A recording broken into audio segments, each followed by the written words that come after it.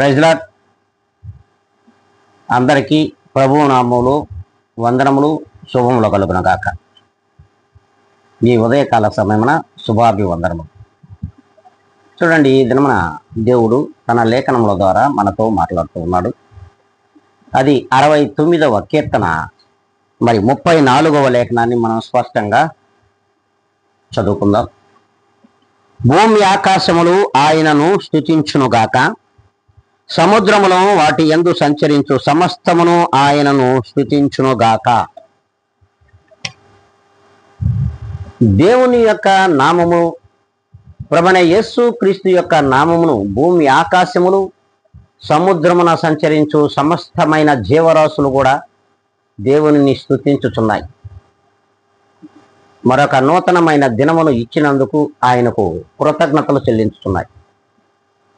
మరి భూమి మీద మొలిపింపబడినటువంటి మానవుడు మాత్రము మరి దేవునిని స్తుతించుటకు చాలా బాధపడుతూ ఉన్నారు. మరి మనలో ఉన్న ప్రాణమే ఆయనది. ఆయనను స్తుతించడానికి కూడా ఎందుకు అంత బాధ అని దేవుని వాక్యం సెలవిస్తుంది.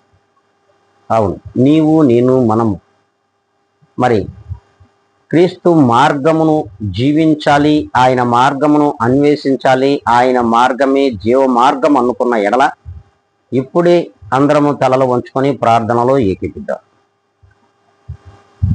సకల ఆశీర్వాదములకు కారణభూతుడు అయిన మా ప్రియ గొప్ప పరలోకపు తండ్రి, నీ గణనామమునకు కృతజ్ఞతలు స్తుతి స్తోత్రములు నీవిచ్చిన ఆయుష్కాల దినమును బట్టి చెల్లించుకుంటున్నాం.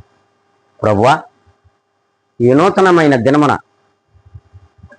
ఇదిగో ఇప్పటి వరకు స్తుతించినటువంటి బిడ్డలను ప్రభు ఒక్కసారి మీరు జ్ఞాపకం చేసుకొని ఈ దినము నుండైనా సరే నూతనమైన దినమును ఇచ్చినందుకు ప్రతి విశ్వాసి కూడా మిమ్మల్ని స్తుతించులాగన మీ గణనామానికి కృతజ్ఞత స్తుతి స్తోత్రములు చెల్లించు వారిగా మమ్మలను ఉంచమని, మమ్మల్ని అందరిని కూడా చేర్చుకోమని బ్రతిమలాడుకుంటూ ఘనత మహిమ ప్రభావాలు మీకు ఆరోపించుకుంటూ ప్రభువైన క్రీస్తు యేసు నామమున అడిగి వేడుకొని ప్రార్థిస్తున్నాను మా తండ్రి.